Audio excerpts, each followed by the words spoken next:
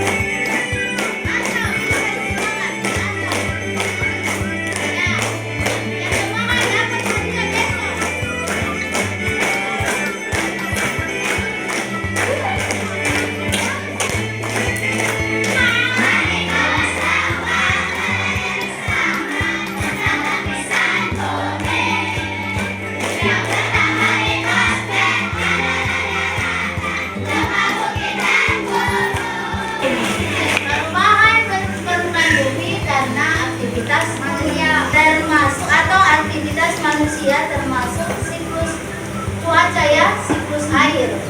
Jadi hari ini kita belajar tentang perubahan permukaan bumi yang mempengaruhi siklus air di bumi. Apa itu siklus air? Ya, kalian harus tahu apa itu siklus air. Ini dia. Siklus air, proses perputaran air secara terus-menerus dari atmosfer menuju ke bumi, kembali lagi ke atmosfer. Apa itu maksudnya? Yang mana itu dibilang siklus air? Perputaran dari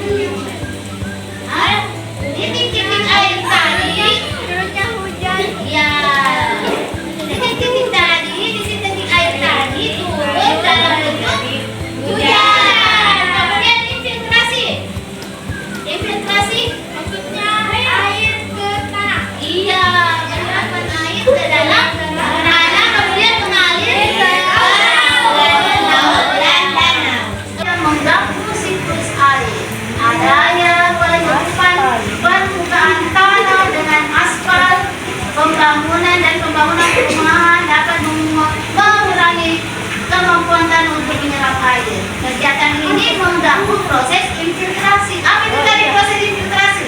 Penyerapan. Penyerapan air. Kenapa terganggu? Karena sudah ditutup oleh aspal. Mengenali tanah. Pernah tidak melihat aspal, banyak aspal kan? Nah, jadi karena tidak bisa lagi diserap oleh air, oleh tanah, makanya banjir. Banyak tuh banjir. Karena banyak tidak ada di daerah resapan air, tidak ada yang taman-taman terbuka, lapangan terbuka yang dapat meresap air karena sudah ditutup aspal. Ya, ada pertanyaan di sini? Ya, paham nanti di sini? Kenapa bisa proses infiltrasi terganggu? Karena tidak ada penyerapan lagi air oleh tanah sudah ditutup aspal. Kemudian yang kedua, pembuangan limbah padat terkait pengolahan ke lingkungan yang mencakup proses penguapan atau evaporasi. Kenapa terganggu evaporasinya? Kenapa terganggu penguapannya?